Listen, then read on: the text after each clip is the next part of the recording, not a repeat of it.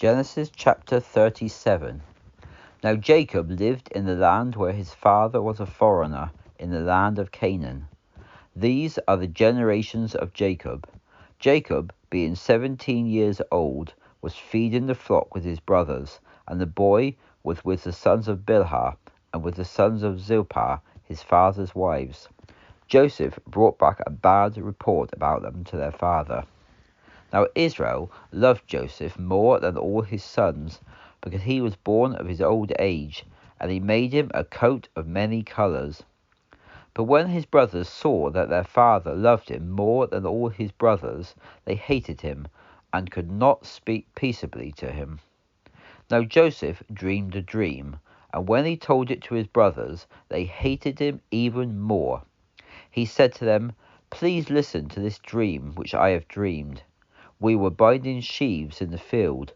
All of a sudden my sheaf rose up and stood upright, and your sheaf stood around it and bowed down to my sheaf." His brothers said to him, "Will you really reign over us, or will you really have dominion over us?" So they hated him even more because of his dreams and his words. Then he dreamed another dream, and told it to his brothers, and said, "I have dreamed another dream. The sun and the moon and the 11 stars were bowing to me." But when he told it to his father and his brothers, his father rebuked him and said to him, "What is this dream that you have dreamed? Will I and your mother and your brothers really come to bow down ourselves to you to the ground?" So his brothers were jealous of him, but his father kept the matter in mind. Now when his brothers went to feed their father's flock in Shechem, Israel said to Joseph, "Are not your brothers feeding the flock in Shechem? Come, and I will send you to them." He answered, "Here I am." Israel said to him, "Please go and see if it is well with your brothers, and well with the flocks, and bring back word to me."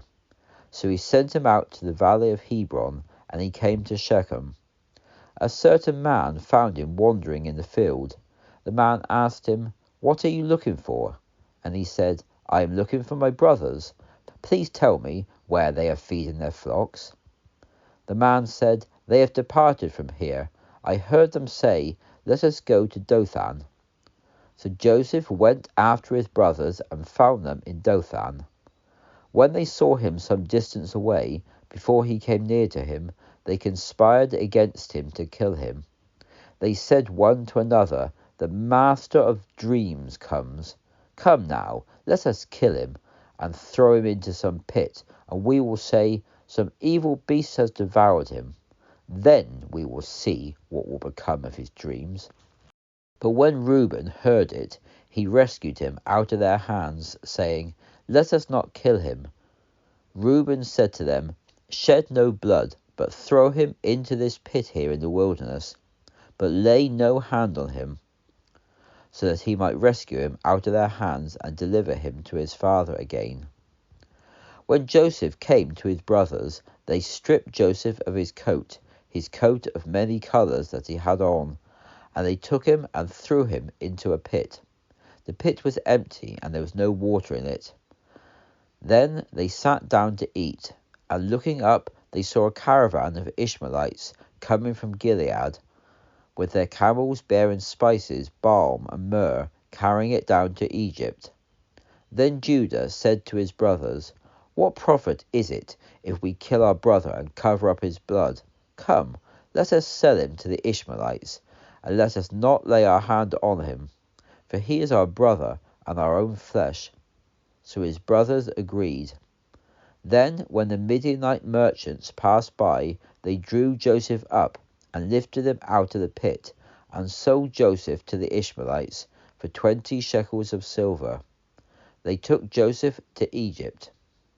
When Reuben returned to the pit and saw that Joseph was not in the pit, he tore his clothes. He returned to his brothers and said, "The boy is not there, and where can I go?" They took Joseph's coat and killed a young goat and dipped the coat in the blood.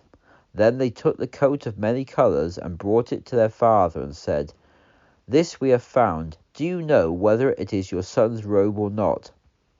He knew it and said, "It is my son's coat. A wild beast has devoured him." Joseph has without a doubt been torn into pieces. Jacob tore his clothes and put on sackcloth on his waist, and mourned for his son many days. All his sons and all his daughters rose up to comfort him, but he refused to be comforted. And he said, "For I will go down to the grave mourning for my son." So his father wept for him. Meanwhile, the Midianites sold him in Egypt to Potiphar, an officer of Pharaoh and captain of the guard.